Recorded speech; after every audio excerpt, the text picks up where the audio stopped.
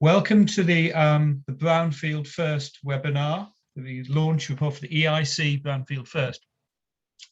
My name is Peter Atchison. I'm the chairman of the EIC Contaminated Land Working Group and head of the PAG group of companies. This report was launched on Tuesday. Today's Thursday, 20th September. The report was launched on Tuesday, so very, very new out. Some of you may have had a chance to read it.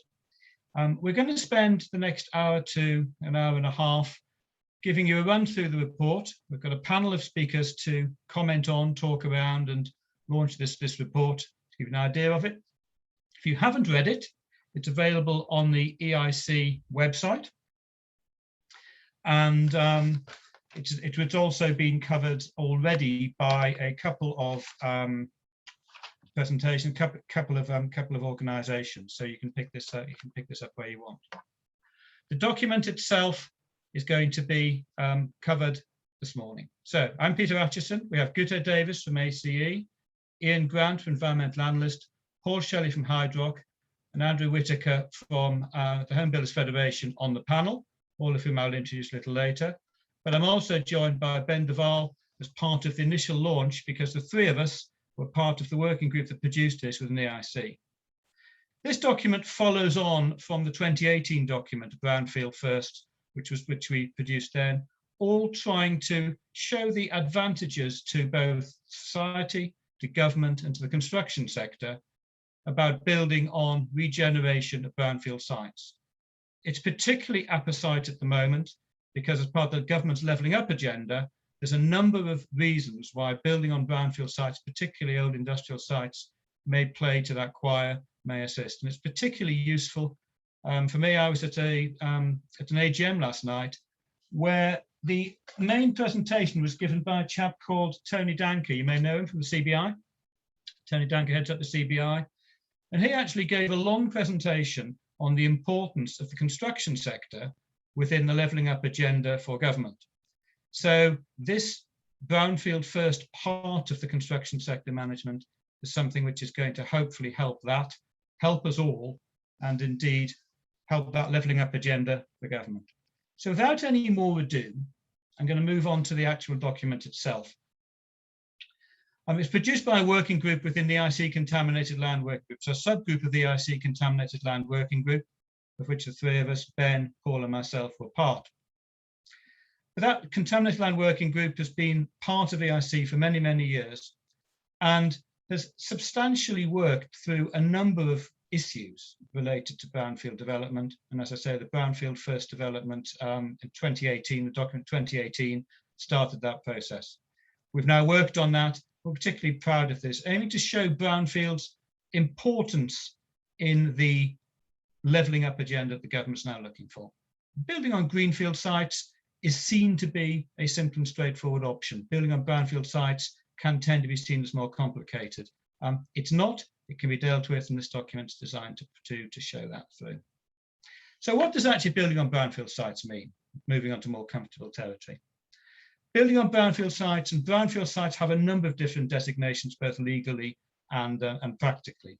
But essentially, they tend to be in inner city areas. They tend to be old industrial sites. They tend to be the sort of sites that we actually want to see redeveloped, both for socio-economic improvement and also for just the general improvement of infrastructure around us. But the sites are in the right place. So from a development point, they also assist. I think possibly the best example we have of this in recent construction history is the Queen Elizabeth Park, which of course was developed for the Olympics. Now, when you have an Olympic Games produced for in the country, there's a lot of development money available for something like that.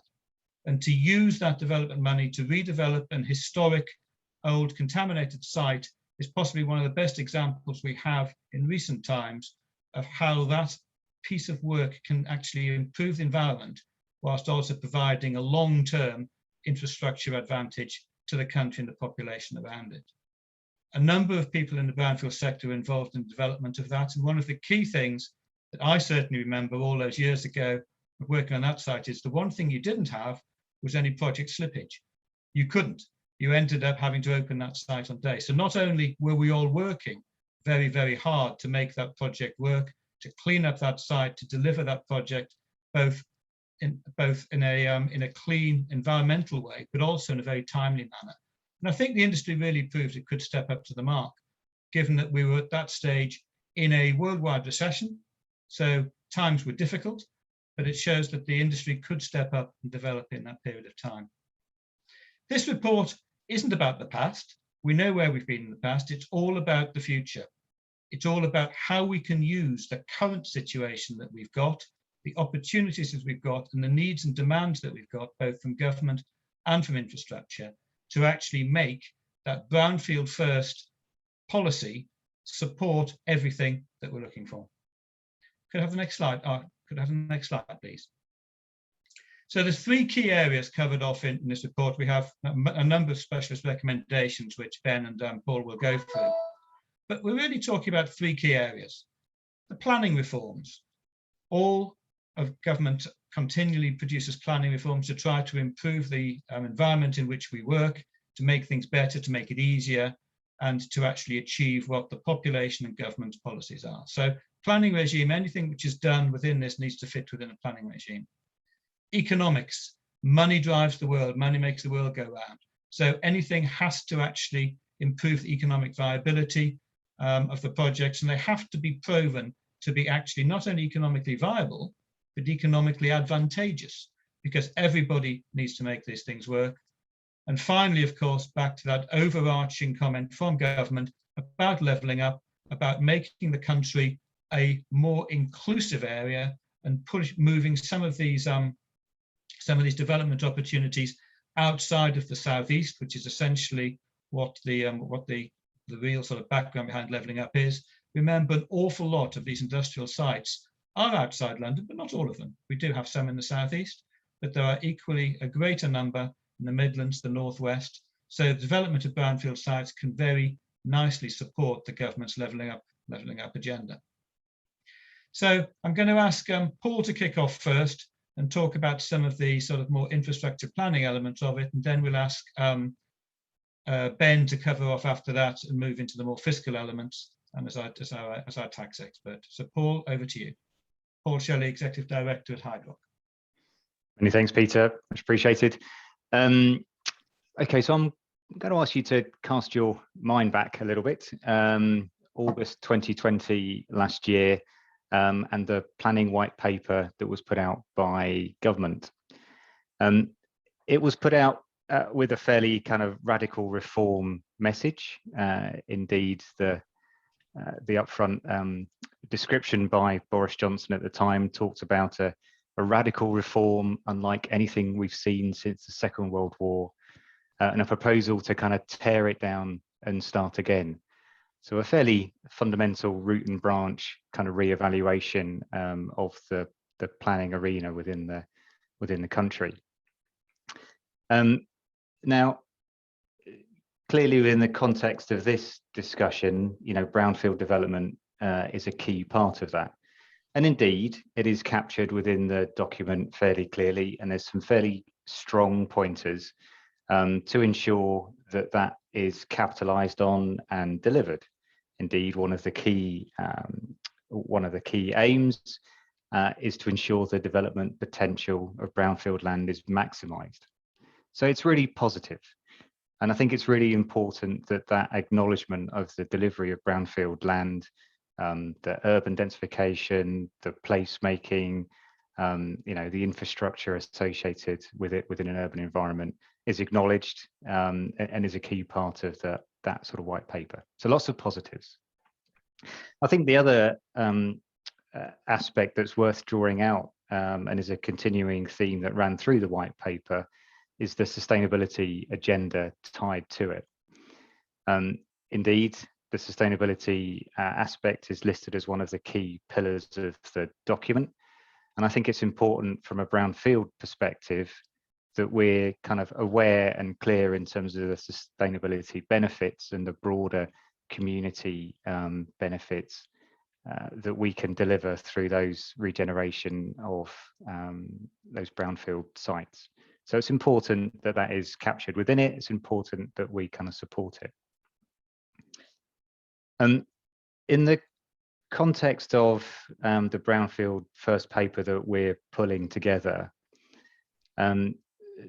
there are a number of areas, or the growth areas and renewal areas that are described within the white paper.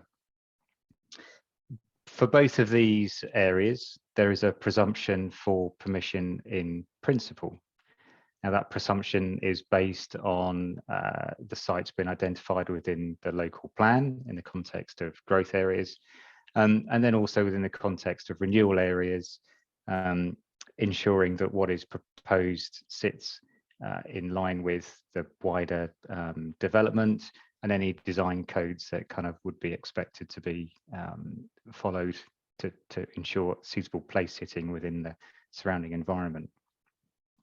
The growth areas are typically the larger development areas, whereas the renewal areas have been described as sort of the more kind of infilling, kind of smaller areas.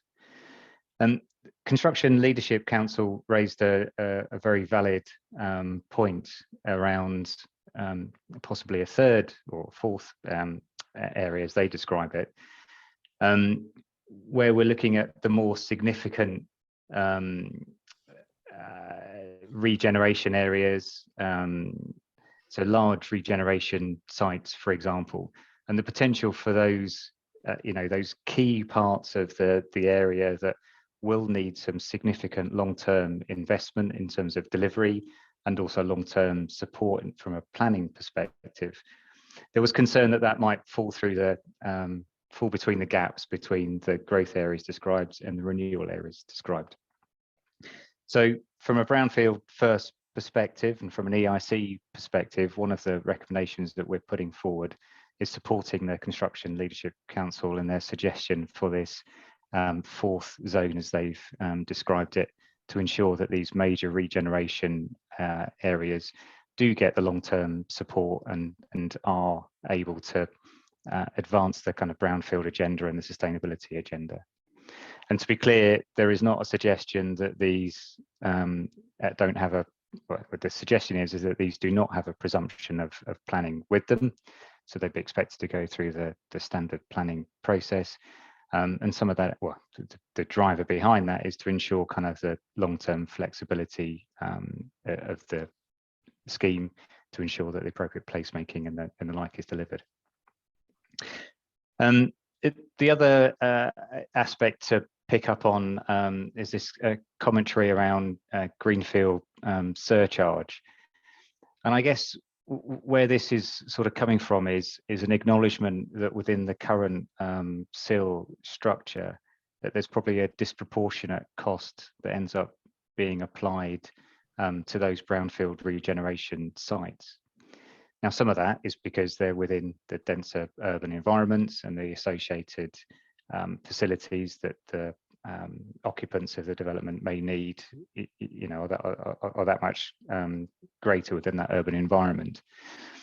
But it feels a bit disingenuous to an extent that we're trying to, ensure these developments come forward from a sustainability agenda and from a reuse and a society standpoint, but there's a disproportionate cost versus a greenfield development. So really the intention here, and it's hoped that it can be captured within the proposed infrastructure levy, is a bit of a levelling up in terms of potential costs associated, developer supported kind of costs associated or compared between brownfield sites and greenfield sites. So that's really the function behind that recommendation as well. I think that probably covers off the planning aspects. Peter, I'll throw it back to yourself. Thank you very much indeed, Paul. Thank you. And in fact, just remind everybody, please put any questions as they occur to you up in the chat. I'm going to cover those off at the end. We had a few already put in during registration, but as they come to you, as we work our way through this webinar, please just put them in the chat and we'll come to them in the end. Thanks, Paul. I'm now going to hand over to Ben Duval, who's the Managing Director of the Fiscal Incentives Group, and indeed another member of the working group that put this document together. Ben's gotten an enviable experience and knowledge of the taxation system, and so of course his input into how this this Brownfield First policy can be made both economically viable with what is available and through the taxation system, and taxation support is key. So Ben, over to you to cover off those elements, please. So much, Peter. And yeah, it'd be interesting just sort of adding to what Paul just said about that Greenfield surcharge. You know, I mean, the detail is yet to evolve. It's just in concept at this stage, but ultimately, you know, it would be a factor of cost within the overall development appraisal. So it would ultimately be paid by the original landowner. And you know, that's where the impact would ultimately be felt. So it'd be the original owner of the brownfield, of the greenfield site. But moving on to the sort of taxation aspects, I mean, viability and the impact of remediation on viability is obviously a well-trodden path and is fairly well understood. And as a result, you know, in 2001, the government, as a result of lobbying from the EIC, introduced the current regime, which provides 150% tax relief for any qualifying remediation costs on sites that are contaminated. So it's a well-established tax relief already. And back in 2015, the EIC, with support from ourselves and also from the Home Builders Federation, did write some detailed proposals to look at the modification of the regime in a number of different areas. And there have been 2 or 3 meetings with Treasury that have explored the practical application and implementation of these measures, and some comments have sort of gone backwards and forwards. So where we've got to now is this is just the next stage in that journey. And 2 of the recommendations from that original 2015 position are now part of this Brownfield report. And it really focuses on 2 areas. The first one is increasing that 150% tax relief on sites with fewer than 25 units. And then another one looking at the definition of derelict land. So the question is, well, why 25 units? And it was interesting because back in 2015, we had some research undertaken by Barbara ABI looking at the relationship between, and so the amount of development undertaken on small brownfield sites. And there were some interesting statistics, albeit these are from the sort of the 13 to 15 range, but you can sort of extrapolate that data going forwards just conceptually. But it was interesting. So back in 2013, 12% of homes that were being built were on sites of less than 25 units. By 2015, that percentage was down to 6%. And it doesn't take a lot of a conceptual understanding to realise that that 6% is probably close to 3 or 2 now, mainly because of the growth in greenfield development, but also due to a significant reduction in the capacity and number of builders operating in the smaller end of these small complex brownfield sites. So that was the first thing. The second thing is that it actually takes longer on smaller sites to mobilise from the point of planning through to actual start and commencement on site. And this evidence came out through the Barbara ABI research. But it was saying that on average, it takes up to 64 weeks to mobilise on a site up to 10 units, whereas it only takes up to 54 weeks on average on sites over 25 units. So this is going to be a mixture of risk, market perceptions, cost risk, capacity, lots of issues which are very complex. But the bottom line is, the perception is that more support is needed for the development of these sites, both politically, through planning and financially.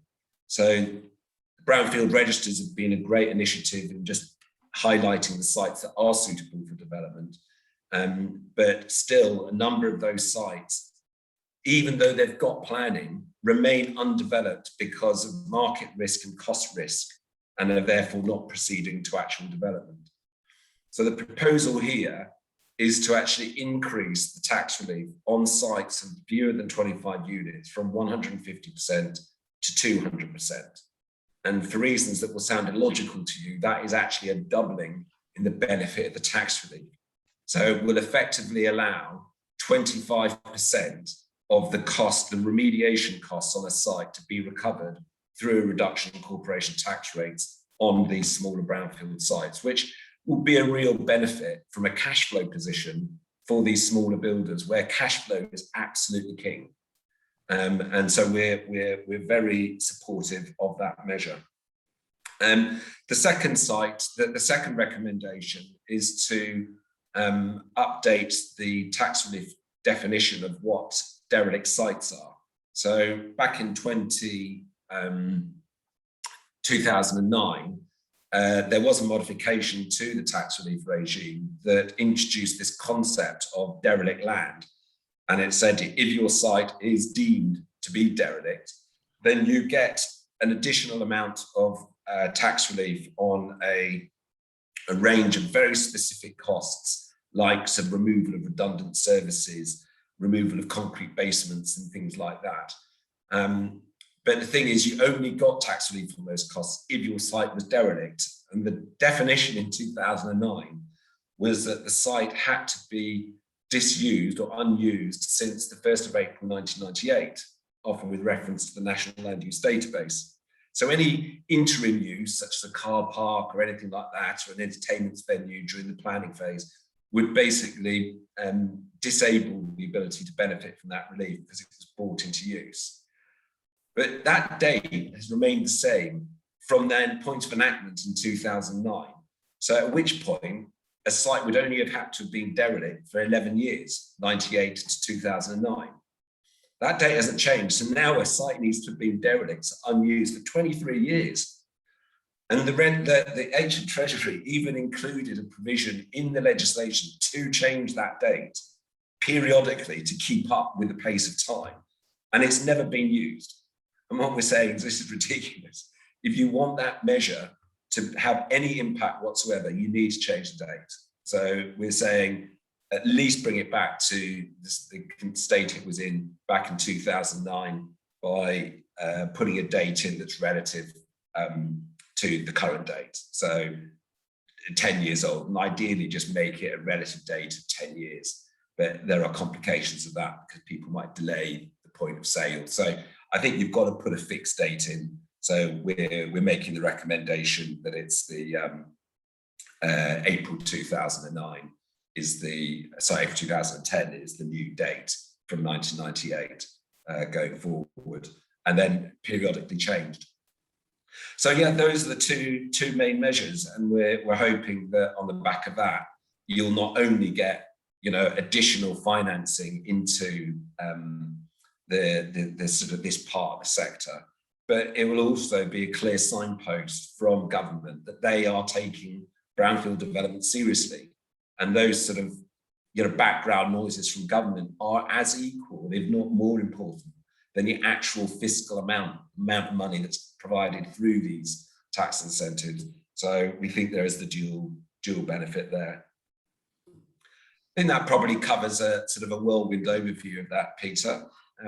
But we can always cover off more during the Q&A. Thank you very much indeed, Ben. Yes, indeed it does. And just as a wrap up, I think I'm going to pick up the other sort of financial elements of it. At the bottom bullet point on that slide there, in actual fact, is talking about the incentivising the National Infrastructure Bank and Levelling Up Fund. We know that there is an immense amount of government incentive, effort, work and intent behind this levelling up, and indeed I'm pretty sure most of us would be supportive of that. I think what this report tries to show is that actually the two are actually very, very symbiotic. We can use the Brownfield First opportunities that we're presented with to actually assist and develop that levelling up agenda which government is pushing for. And any of the aims they do may not actually cost as much as is sometimes thought.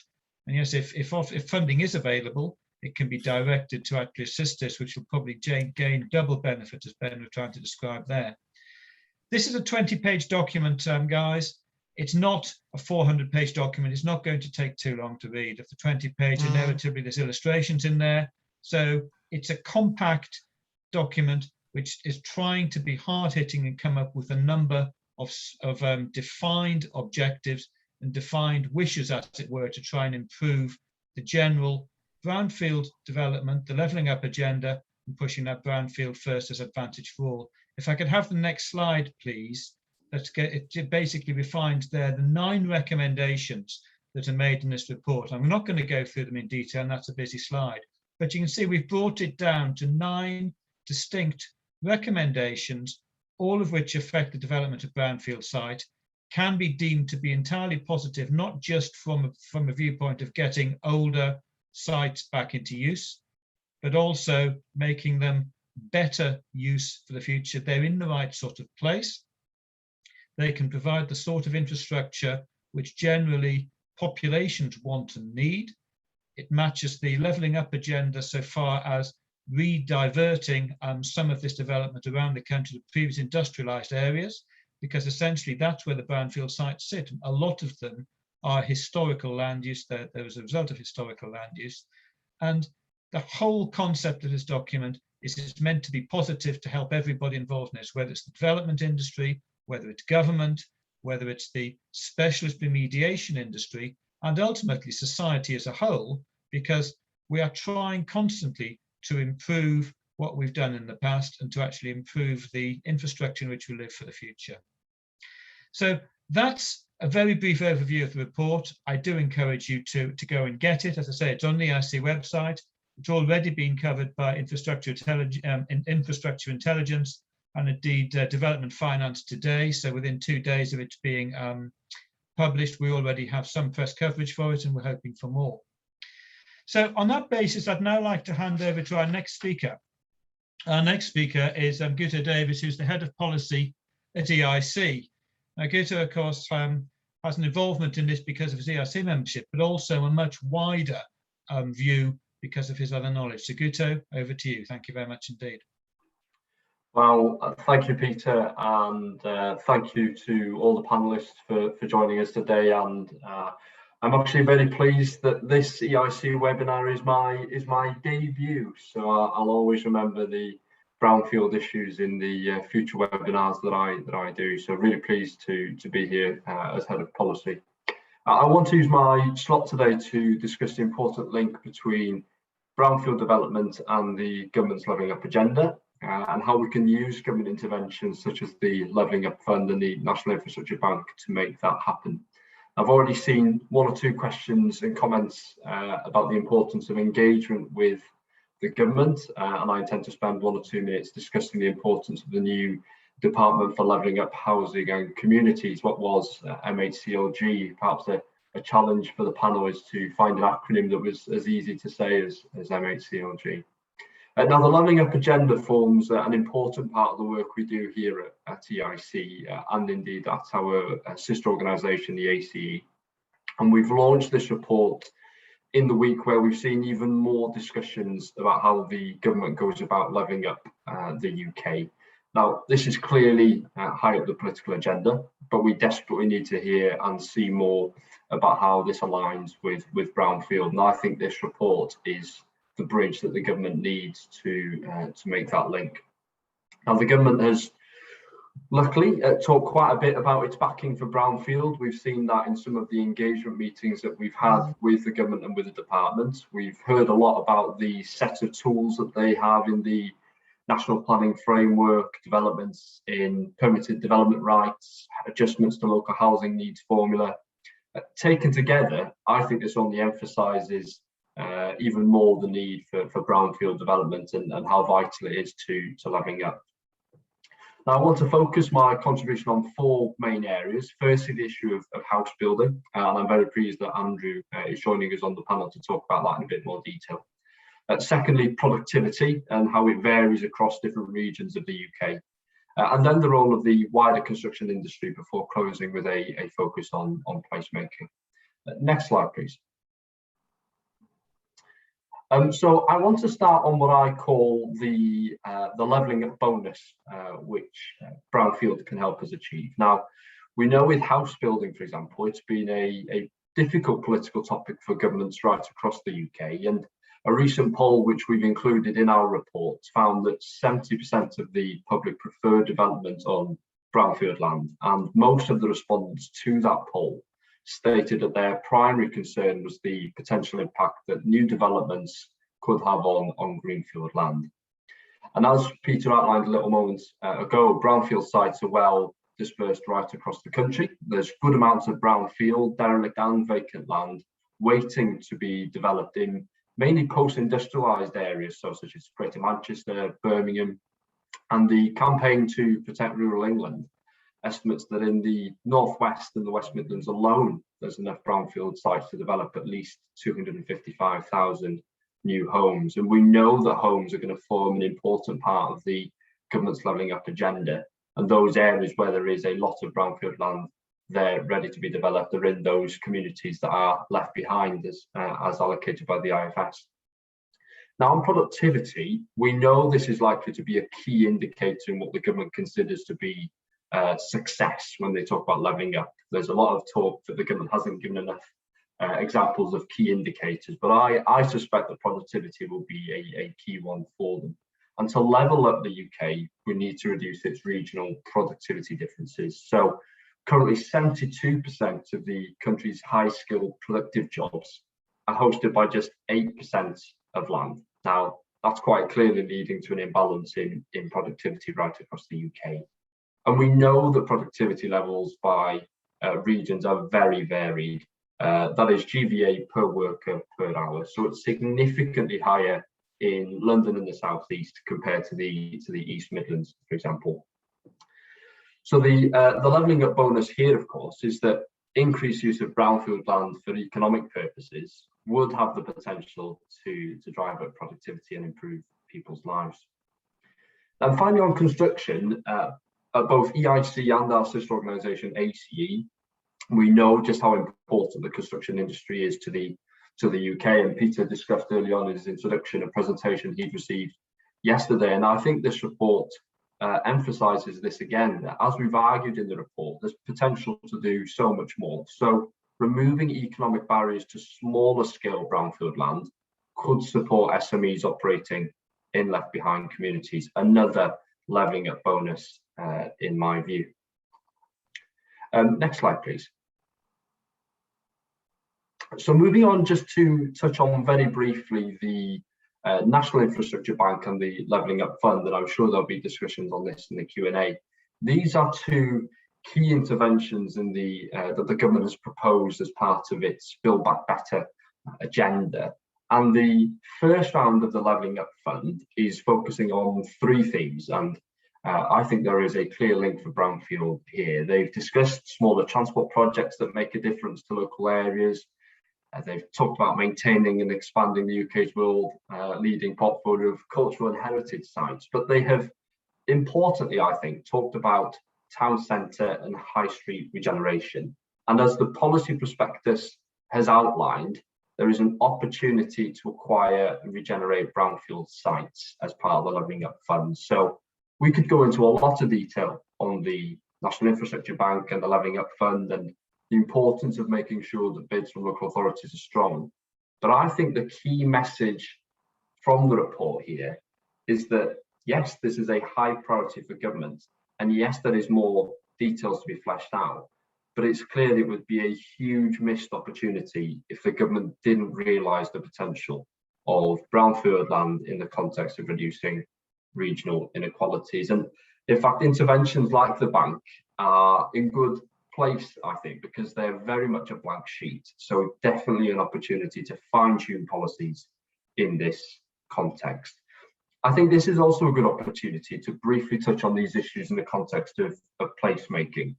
Now, the APPG on building communities in Parliament, which AC and EIC provides the Secretariat for, has done a lot of work in this space. It's clear that as we think about developments in a post-COVID world, we're going to need to work harder to make normal activities pleasurable, safe and healthy, and where possible, rethink our development models to ensure that people are able to go shopping, spend time in nature, or to see a doctor within 10-15 minutes walk from home.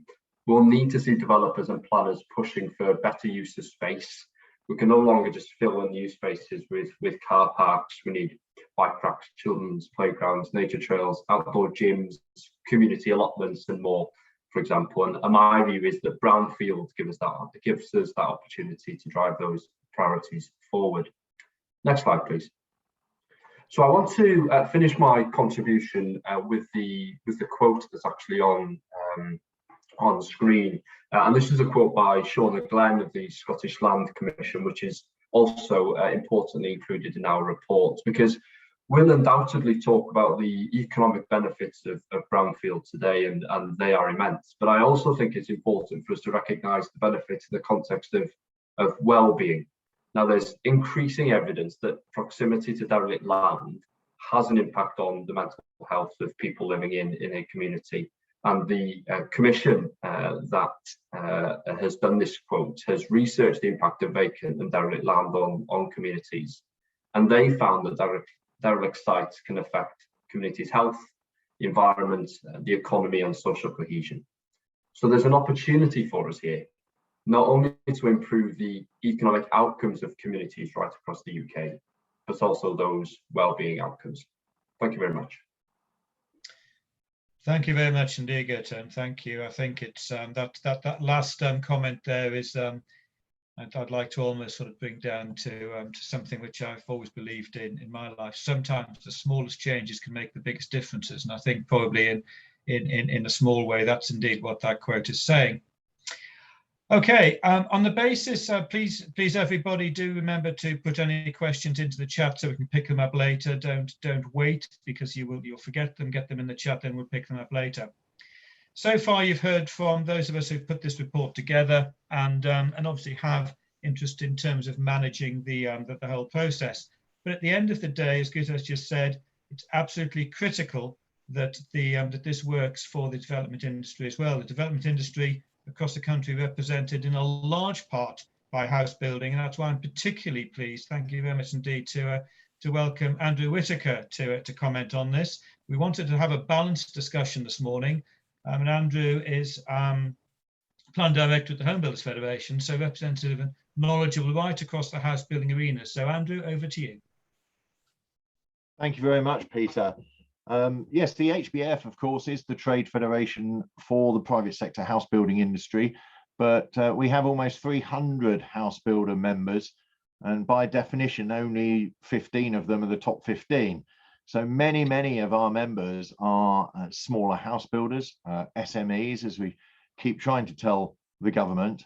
And it's really important, some of the issues you've raised about why sites are getting bigger within the planning system, why smaller sites are not coming forward, and I'll try and touch on some of those. So I think, first of all, let's just say I don't think anyone is arguing about making better use of brownfield sites or previously developed land, as it's been known in a previous iteration. I tend to use the word previously developed land. But it's more than just identifying brownfield sites. After all, if it was as easy as that, the Brownfield Register would have solved our problems already, and we wouldn't need this great report. But more than just identifying the sites, we need to ensure their delivery, and therefore that's why many of the recommendations in the report are welcome, because they are focused on what can you do to make these sites more deliverable. But I think if we've learned anything from the last 20 years, it's that all sites are different. It doesn't matter whether they're greenfield sites or brownfield sites, they are all different. They all have their own unique challenges, not least the definition of brownfield land. And we've struggled with this over many years in terms of what is previously developed land, particularly, of course, in greenbelt areas, where there is a huge benefit to having previously developed land or brownfield land within the green belt, because it has an exemption for redevelopment, whereas greenfield land, of course, doesn't.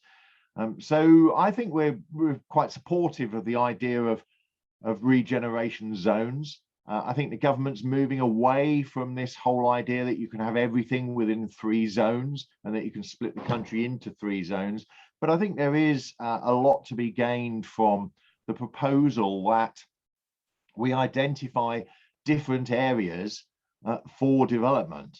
But it's more than just identifying them as well. It's about availability of those sites. So it's not just good enough to say, well, here's a piece of previously developed land, here's a brownfield site.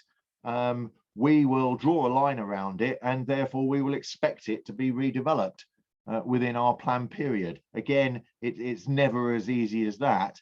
Of course, it's all about deliverability, which is all about viability.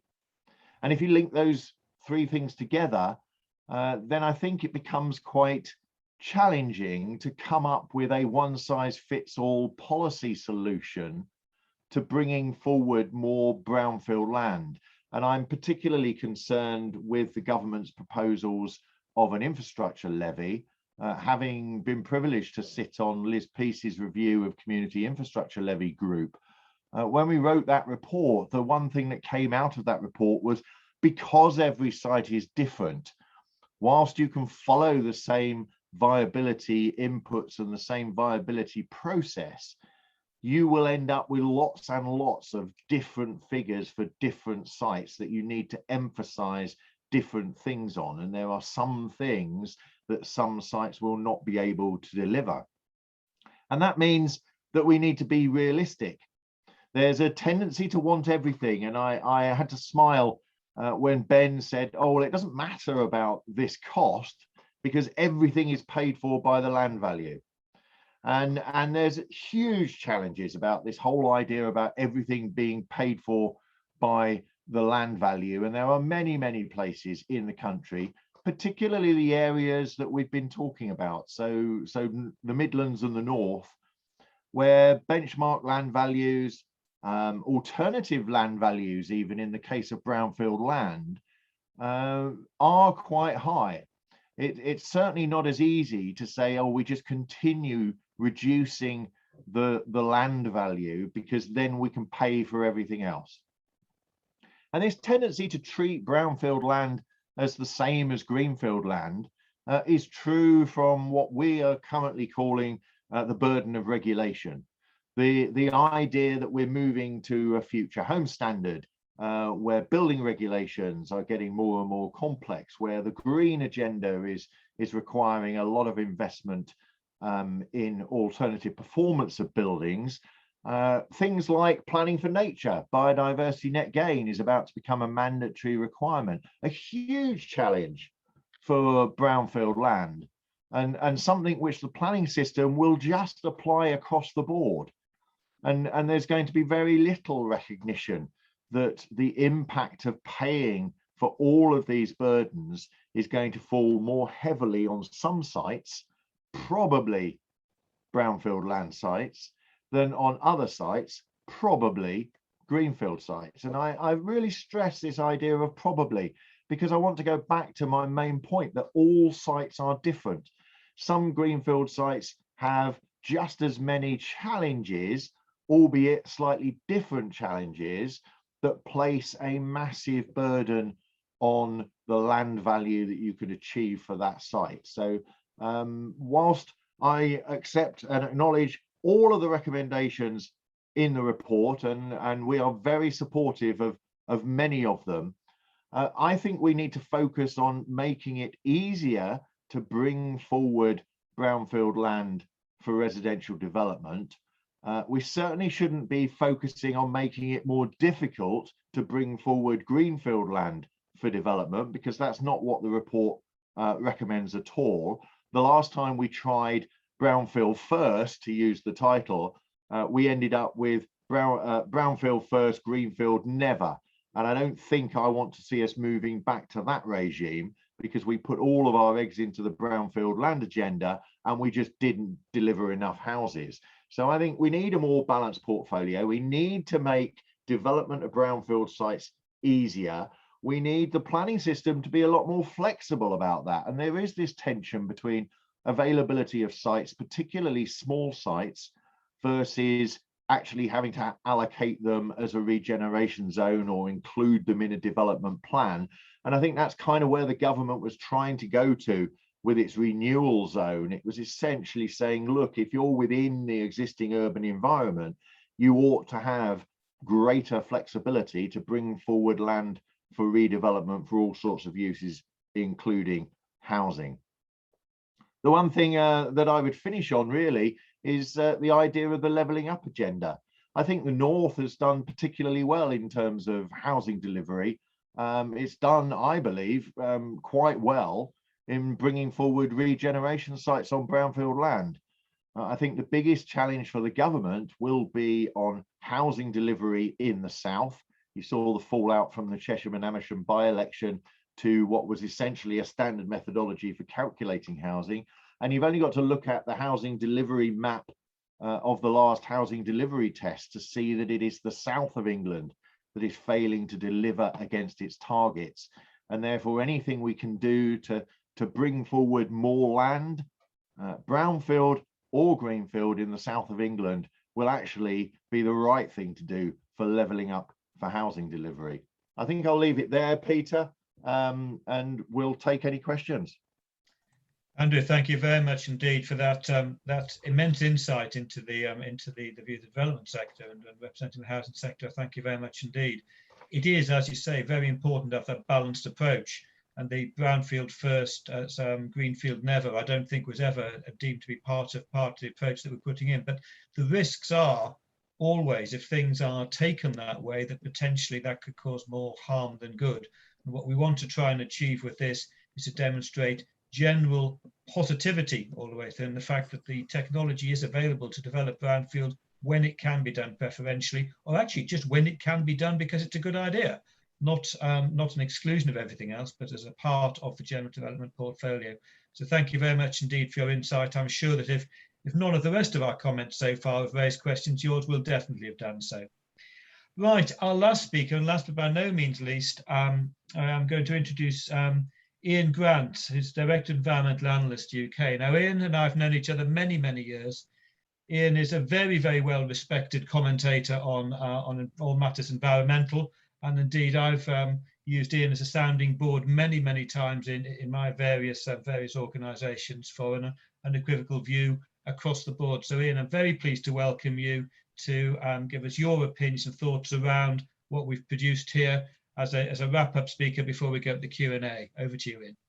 Thanks very much for the intro. So I've asked to talk about three areas. Why do developers are moving towards Greenfield more? What about Michael Gove, Brownfield and the levelling up agenda, and a bit about funding pots.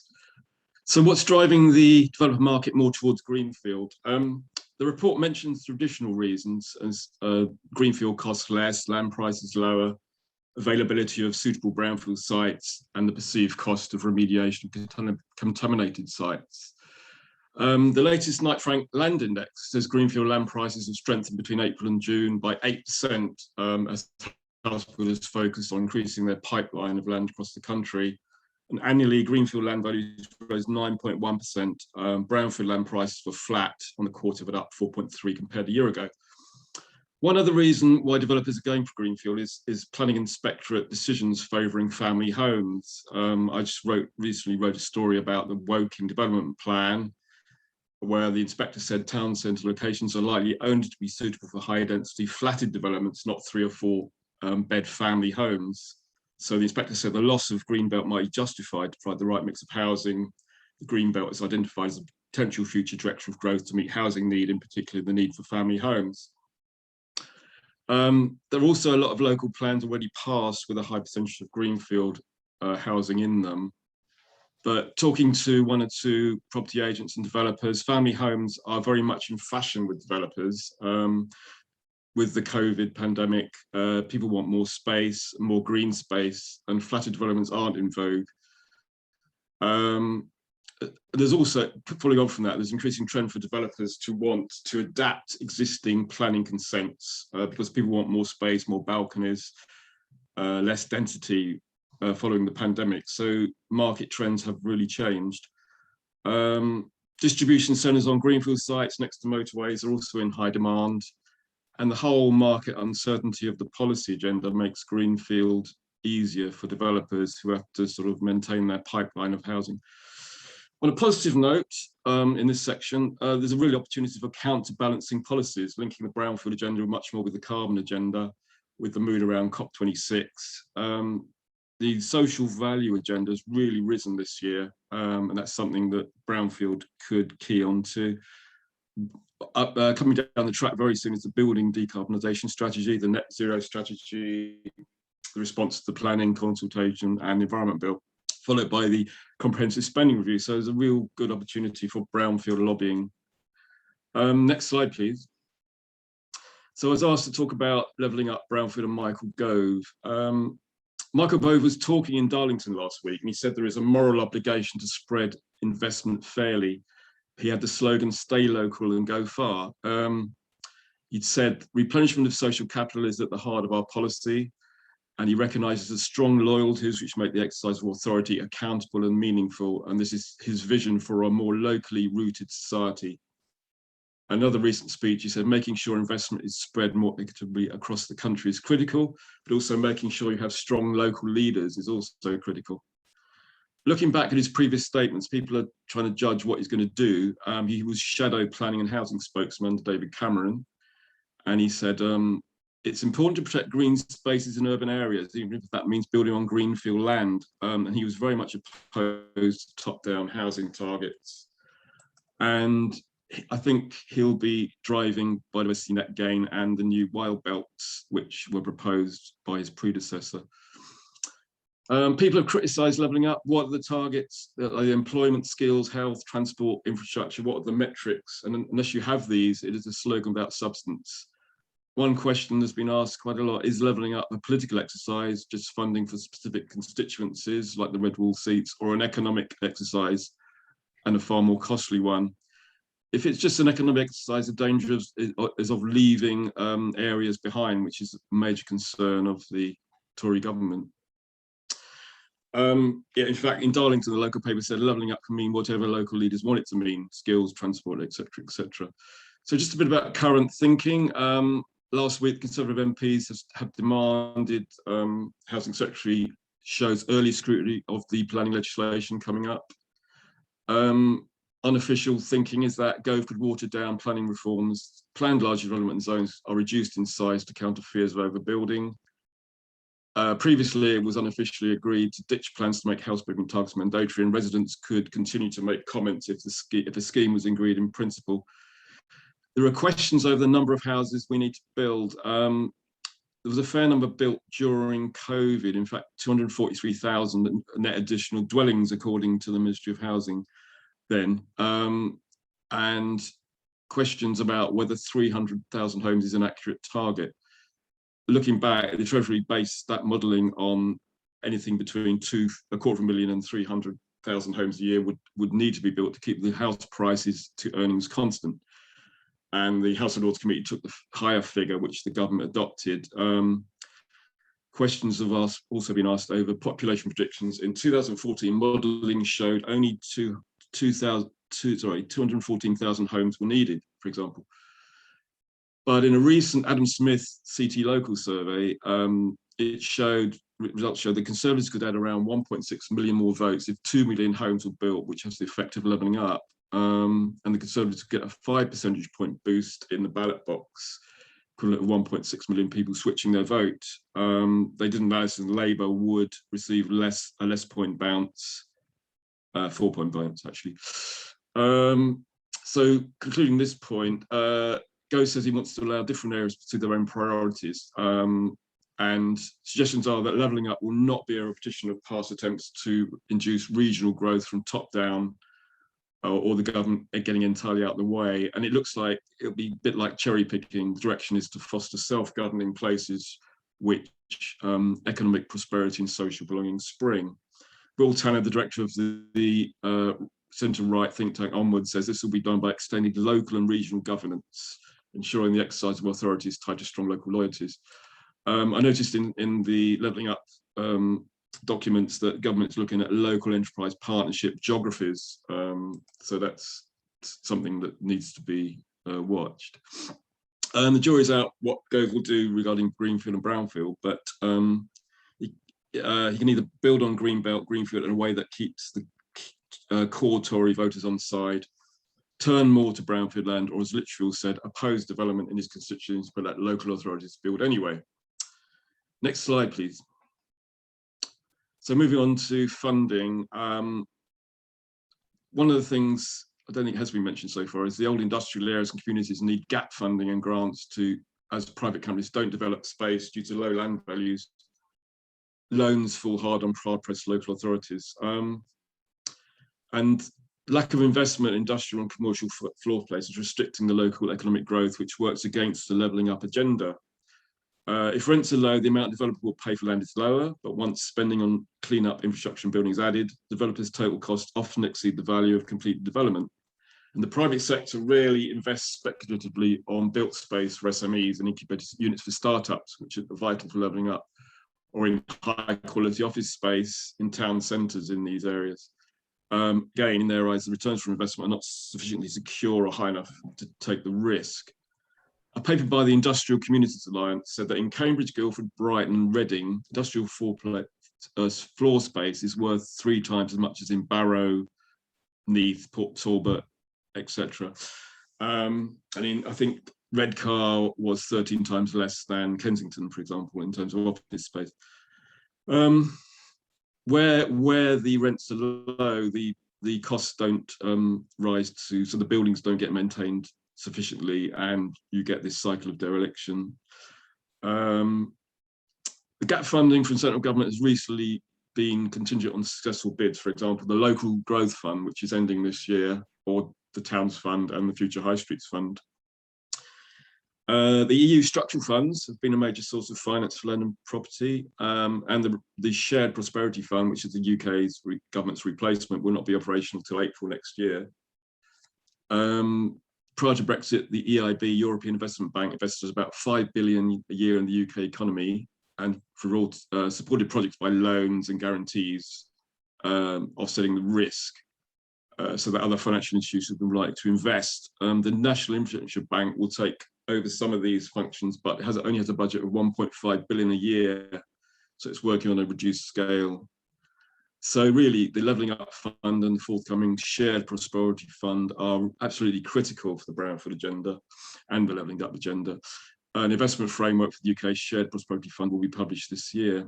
So there needs to be a mechanism to de-risk local authorities where the investment decisions are taken in the best interests of the economy, and there needs to be a matching contribution from the UK government.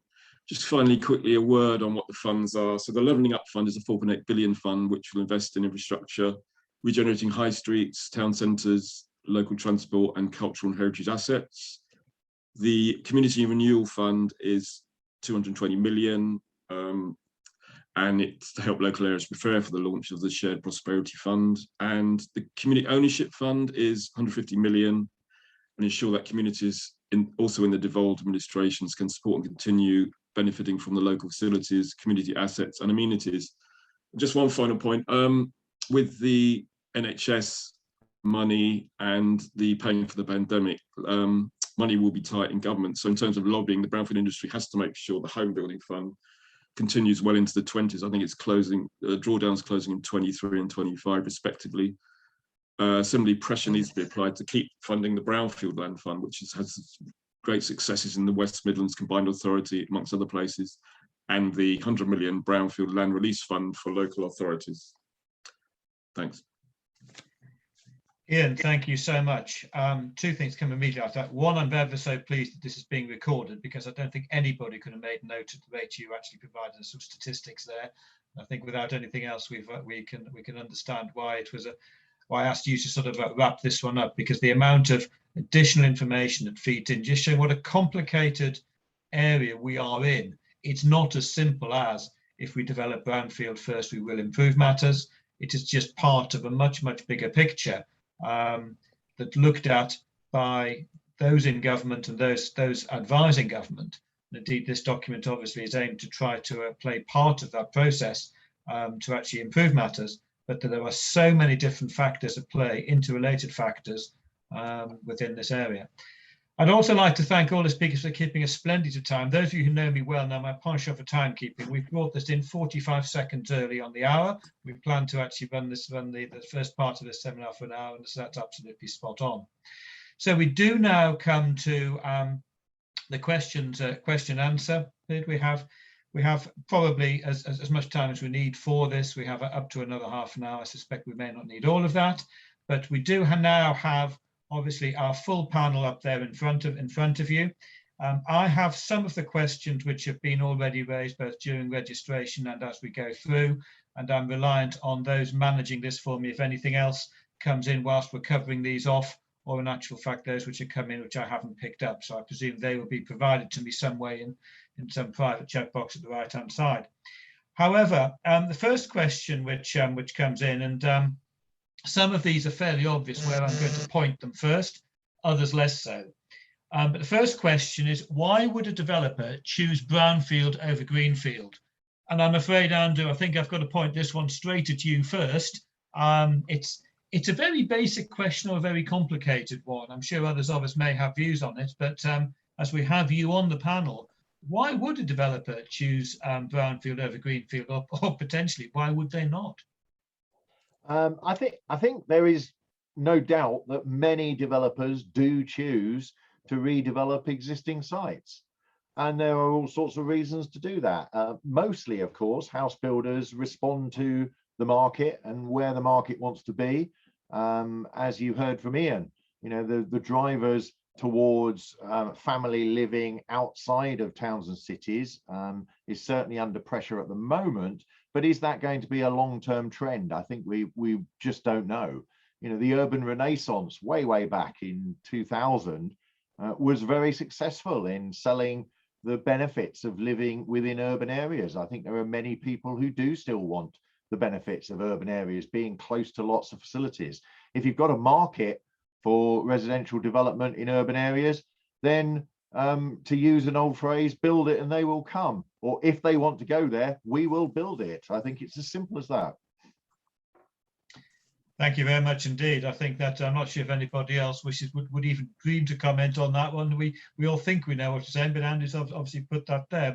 My view has always been exactly that. It's a supply-demand driven environment. If we make it attractive, certainly the builder clients that I have in my portfolio, I would always say we want to support them to do this work rather than drive them to do this work. And I think that's the most important element. And most of us, I think, within EIC take that view. We're here to support the development sector in achieving good, balanced infrastructure for the future.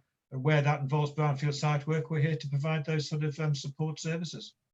If anybody else wishes to say anything more on that? No. Right, the next question has come in. I think this one probably, Guto, is going to be pointed at you. So to whom, sorry, I can't read my own writing here. To whom and how widely will this report be distributed? I mean, obviously we've produced this report here. What is the intent for EIC to distribute this? I mean, I suppose my simple answer to that would be as widely as possible to anyone who'll listen. But I'm sure Guto has a slightly more refined response to that question. Yeah, no pressure. No, it's a really good question, and I think a challenge for any trade association or any organisation actually is you can write a good report, but it's what follows next. And in my mind, this report is just the start really of an ongoing engagement. So a couple of things to answer the question directly. So upon the release of the report on Tuesday, it's been covered really well, I think, in trade media. We've had some good responses to our press releases and to the reports itself. I'd also like to flag we've got meetings set up with relevant officials at what was MHCLG. DLUHC doesn't sound as good, does it? But I'll get used to saying that. So we've got some meetings set up with relevant officials there, and members of the group that formed the report and the wider Contaminated Land group will be attending that. We're also sharing the reports directly with DEFRA and with Treasury. And I think importantly, during the presentations, we've heard a little bit about the National Infrastructure Bank. Through EIC and ACE, we represent our members on the Construction Leadership Council. And we work very closely with the National Infrastructure Bank and its incoming chief executive of the bank. And I think that's a real opportunity for us to engage with them on some of the issues we've highlighted in the report on the importance of funding streams like the bank and the fund in supporting brownfield. So a lot of options out there for us to engage, a clear plan going forward. But as I said, the report is certainly just the start. Thank you very much, Nigit. And yes, I think it is critical, and certainly in terms of the engagement with government, it'll be very useful to be doing that with the comments we've received today, particularly from our other panelists, to be able to say that this is balanced, and make sure that we do present it in a balanced way. It isn't seen as a small sector lobbying issue, but far wider, far more beneficial to the whole of the sector, and indeed to government agendas itself. So thank you very much indeed for that. If anybody else wishes to comment, I think probably we've covered that one off as well. But the next one might possibly go a little bit wider. In the context of Brownfield First, how do you see the proposed new infrastructure levy impacting brownfield development? Now, I know that's obviously part and parcel of what we've been trying to describe, but very specifically, the infrastructure levy, love it or hate it, believe it's refined or also still a bit blunt, where we are with it, how do we believe that in actual fact is going to impact the brownfield generally? And I think probably we could take at least there'll be at least 2 or 3 people on the panel who might wish to comment on that. Perhaps if I ask Paul to comment from a sort of development perspective, and then possibly Andrew, obviously from the developer, and then maybe Ben, because obviously at the end of the day, this is a levy. Maybe there's maybe some tax incentive stuff as well that we haven't covered yet. Thank you, Peter. I mean, I think it's always going to be challenging, to pick up on Andrew's point that every site is different. When you're trying to bring forward constrained, challenging sites with legacy issues, trying to pitch the right level of any infrastructure levy that's applied to it needs to kind of take that into account, and it's quite a complex jigsaw puzzle, really, isn't it, to try and address. And it needs to be in a supportive way. It needs to see. It needs to be wider than the specifics of the particular site, and take into account the societal values that we've talked about, and the benefits of placemaking and the like. And if we can somehow achieve that, then I think that's the overarching goal that we're trying to get to, isn't it? As to the specific mechanisms for how we might do that, and how we might evaluate specific sites to place that levy, I think that's a bit more of a challenging discussion. Thanks, Paul. Andrew, infrastructure levy, blunt stick or tasty carrot? It's a very, very blunt stick, I'm afraid. I don't even think you could put cheesy sauce on it to make it any more palatable as a carrot. I just can't. The attraction of a single payment regime to pay for planning obligations is always attractive, but we've got form on this, haven't we? When we tried to introduce a community infrastructure levy, it was Eric Pickles who said, "Oh well, anything you can see from the site will get paid for by the developer, and then the rest goes on community infrastructure levy." And that clearly wasn't what happened. I think that's the biggest challenge, really. What's in, what's out, particularly with the redevelopment of brownfield land, which will have some very specific challenges for different sites, and therefore saying, oh well, actually that's site specific and therefore isn't covered by the infrastructure levy. I think it will be quite tempting to do that on brownfield land, less so on greenfield land. But then of course greenfield land has its own infrastructure challenges, and there'll be a temptation to say, oh no, that's site specific, you shouldn't include that in the infrastructure levy. I think there is miles and miles to go on the infrastructure levy in terms of detail, and I haven't seen a huge amount of movement on how to solve those issues. As I said, the SIL review recommended a small levy based on GDV for all development, but then everything else would be left to a site-specific section 106. I don't think I've changed my mind on that. because otherwise you can't balance the competing interests. You know, if you want to bring brownfield land back into play, then obviously things like contamination play a much bigger part than they do in other kinds of sites, and therefore that's going to use up a lot of the money regardless of how much land value you create. You want to prioritize what it is each site pays for. Thank you, Andrew. I think that was possibly what a lot of us would have expected to come from this. Ben, I'm going to ask possibly, can we use tax incentives to provide a bit of cheesy sauce for that carrot? Ben, you're muted, mate. That's a fine, I'm afraid. In EIC, I mean, just on the infrastructure levy, it's just interesting. I mean, I don't get directly involved in it, but it seems that there's just no real certainty around it, which is obviously a massive impediment. But also with a lot of these government funded programs, it's just the transparency of receipts received through the levy and then how that gets spent. And I think if people could see a much stronger theme and audit trail of the benefits that come and accrue from the levy, then it may have more and sort of a broader support. But I mean, that's just sort of a personal view. But I mean, of course, you know, the tax incentives in terms of being more pro brownfield is just a mechanism that has certainty. And that's the beautiful thing of tax relief. If you spend the money, you get the relief. Whereas grant funding, there's an application process. You're never really sure when you're going to get it or not. So yes, that certainty is a highly valued thing, that if you spend the money, you know you will get the benefit, irrespective of whether you make a profit or loss on your site. So, which is why it sort of continues to be lobbied quite strongly for improvements in that area. Thanks, Ben. And finally, Ian, with your sort of background and experience, you were talking about the numbers of dwellings there and the history of levies versus, again, stick and carrot approach. What would be your view?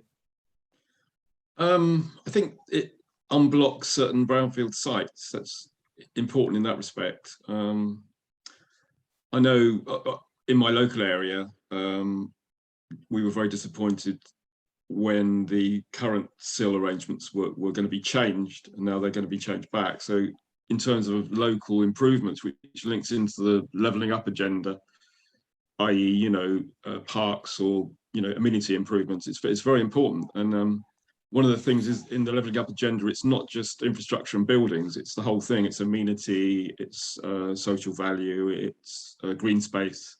And you can't really disaggregate one, it's all to be together. I think that's where the government's going. It's going to holistically put all these packages together.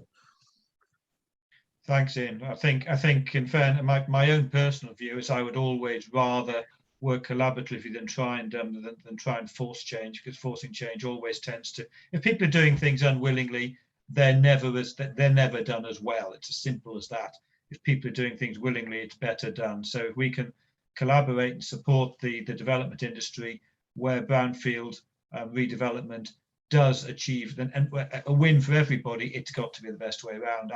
I'm never a firm believer in using a blunt stick, and I think history has proven in the past, as Andrew said in his presentation, that actually the development industry is very, very good at either finding ways around or resisting things it doesn't like, but equally very, very good at supporting things it does like and can do well. If we all work collaboratively, I know that's an overused term, but generally if we can use this whole approach to try and persuade government that it can be a collaborative approach, I think that will improve matters.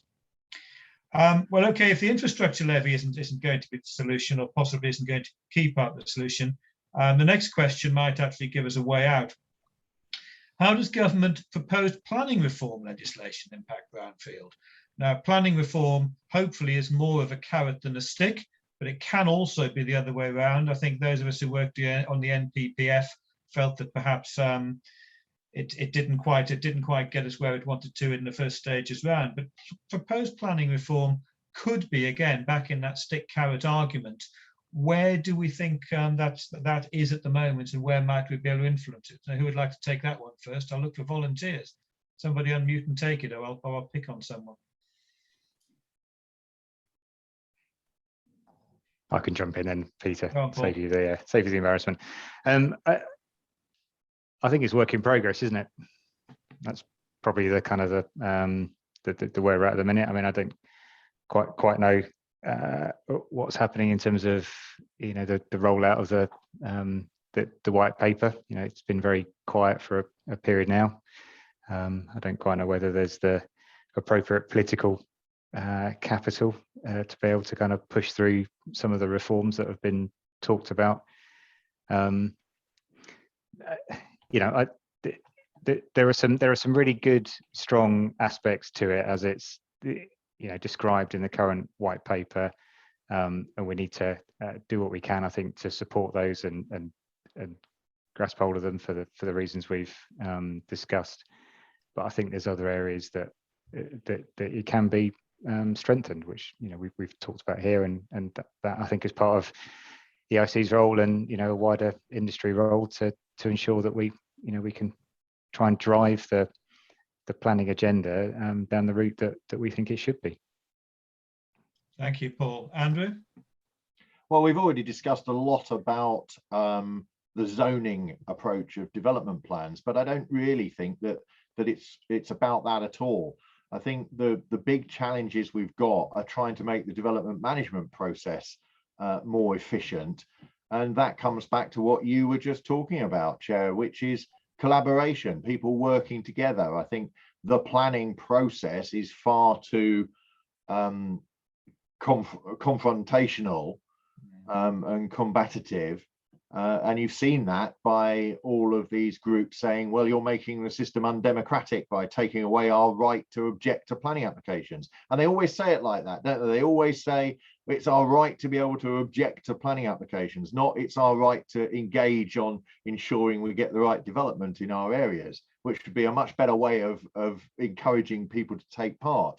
But certainly on brownfield sites, they can attract just as much objection as very large greenfield sites, just because they affect a lot of people in a different way. So I think there's a huge role for local authorities to work more closely with developers and landowners on brownfield land than there certainly is on greenfield land, and therefore engaging with local communities about how the site comes forward, what needs to be done when, and how to get that through the planning system is something that I would like to see in planning reform, rather than continual tinkering with the development plan process, which never seems to get us anywhere and just introduces more and more delay as more local authorities don't prepare development plans. Thank you very much indeed, Andrew. And finally, Guto, I'm going to call on you on this one, because as the person who's likely to be sort of leading the charge, as it were, in taking this into government. I think that, again, it's pretty evident from the panelists here, from the panelists we've got, that collaborative approach is what's going to be needed. We do need that combined approach. And resisting planning only results in nothing happening. What we want to do is have appropriate planning decisions made. So how can we possibly influence government in making the process better rather than stronger? And I think that's probably would be my takeaway from this. Yeah, you're absolutely right, Peter. And I think you've sort of summed up participants' comments on planning reform. I think there are probably two areas that are of interest to me on this issue at the moment. Obviously, the first is that we have got a recommendation in the report around the CLC's recommendation for a regeneration zone when the white paper talks about zones, but also during Ian's presentation, it discussed a little bit about the political will, and Paul covered some of those issues there. I think when you bear in mind a lot of the media speculation that there might be some amendments or some rowing back on planning reforms in the face of opposition, political capital and the like. This is a very live issue, and I think we're all probably in agreement that kicking it into the long grass because it's a difficult political issue is not the way to go, but that collaborative approach, discussing with key stakeholders, members of the Contaminated Land Group, people on this call, is definitely the way that we're going to get what we need out of the reforms. Thanks, Guto, and a comment from the chat. In actual fact, it'd be very well worth directly contacting the Cabinet Office in this regard, particularly Geospatial Commission. So, indeed, thank you very much indeed for that comment from the audience.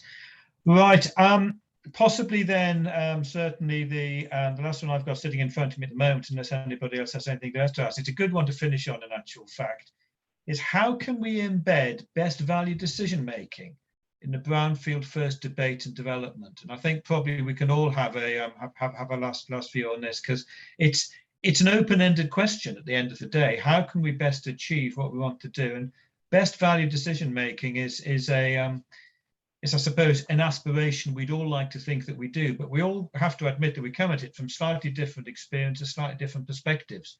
But the end result has got to be positive for all concerned, all on this call, including government and the general population as a whole. So I'm actually probably going to go in the almost probably the order that we spoke in, I think, in actual fact, because that was a logical way that we went through this. So I will go through the order we spoke and asking you to comment first, Paul, and work our way through, I think. Best value decision making, go on. Thank you. Oh dear, that's a tricky question, isn't it? I mean, I think that it's a complex picture, isn't it? And I think that's going to be one of the real challenges. And I mean, not wanting to sound like a bit of a broken record, but that, you know, that collaboration point that's raised, you know, that's got to be the route to try and achieve that sort of best value, because with the best will in the world, otherwise you're going to be constantly sort of trying to balance issues, be it remediation costs, land value, whether it's flats or you know, residential houses. You're constantly trying to sort of walk that tightrope in terms of what's most appropriate for delivery of a particular site. And I think the only real way that you can achieve that is by that collaborative approach. And I suppose there are, you know, there are mechanisms that we can use which help, you know, engender that conversation, you know, be it the Brownfield register, maybe kind of gets you so far, you know, your local plan, you know, there's structures there that kind of help steer us down the start of that dialogue. But I think they only get you so far. And at that point, it is about communication. It's about having the right resources in local authorities. It's about having open discussions, and it's about, you know, collaboration, I think. Thanks, Paul. Yes, as you say, complicated question, no simple answers. Ben. You're muted again. Two lots in the charity box. God, I know, that's a schoolboy error. It's perceptions of value, isn't it? I mean, there's, you know, every site is going to be different. They're going to have lots of views and opinions on what is best value for a site, you know, social housing numbers, ecology, you know, there are all sorts of things that are going to play into the overall, you know, development aspirations that are sort of combined for a site, and that what is deemed to be best value from one body is not going to be best value for another body. And the inevitable answer, I guess, to the question is what's already been said and will be repeated by everybody. It's about, you know, consultation and sort of decision by aggregation almost, you know, aggregate everybody's opinion, you know, discuss it, debate it, move it around, and you will evolve a solution that is best for that site, as people do. And there's some amazing examples of how people arrive at a perception of best value that everybody gets bought into, and it gets planning. But, you know, what those metrics are and how you value one metric above another is a dangerous territory. Thanks, Ben. Yeah, very true. I think it's best value to whom? I think ultimately we have to say societal, don't we? Guto.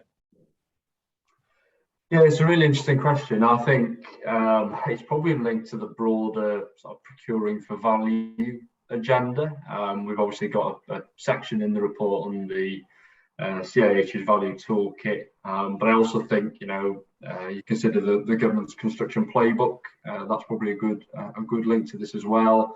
You know, trying to capture commercial best practice, some specific sector reforms outlining government expectations of how contracting authorities and suppliers, supply chain should engage with each other. So that's the collaborative approach. And obviously the value toolkit, designed by its very nature to try and change the way the construction industry thinks about and how it measures value.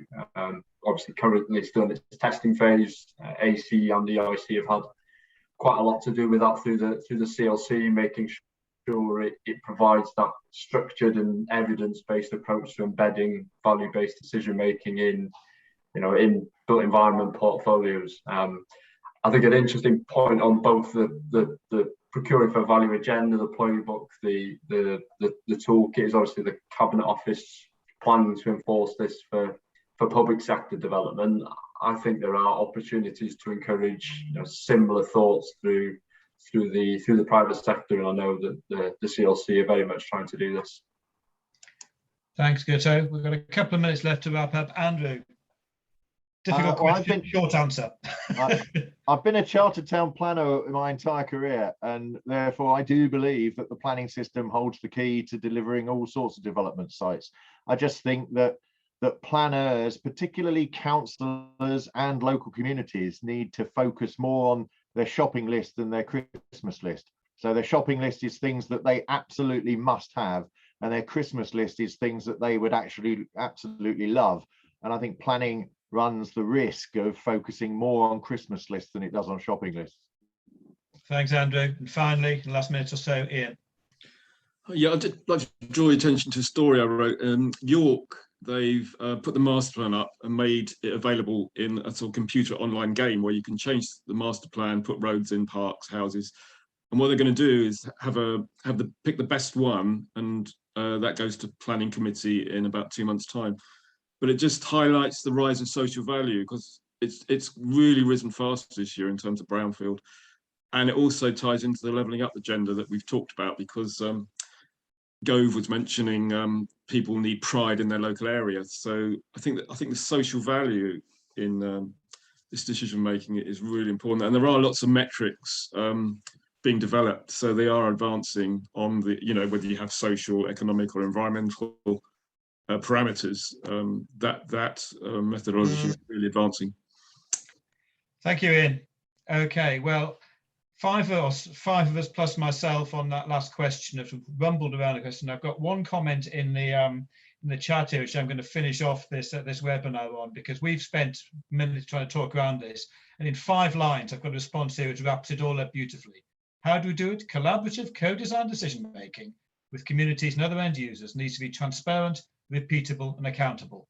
Now, I have to say, I think that probably is what we were all trying to say in an awful lot more words.